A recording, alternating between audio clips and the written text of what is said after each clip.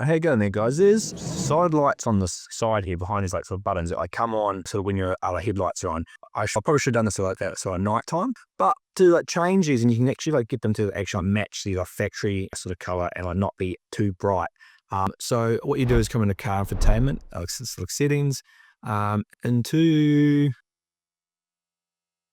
display and Keylight color. Now you can see that's what I have this set out at the other moment, and like that gets me a really sort of not too bright sort of orange like color that kind of matches in with the factory colors here. So if you slide these up and down, it can like adjust everything to see how you want it. So you'll quite often like actually find if like these are up like high, there's actually quite a lot of like color. You can see how they've actually got quite bright now. There's a lot of light around the sort of buttons at like sort of nighttime. So I find having these down to be the best, and I find this actually match the color of my car. Now the red, green, like blue, you can obviously adjust that to your factory sort of lighting like color to get it all to like fit in. So I would suggest probably doing the test at sort of nighttime, because again, I'll let sort of day come on when your headlights are on.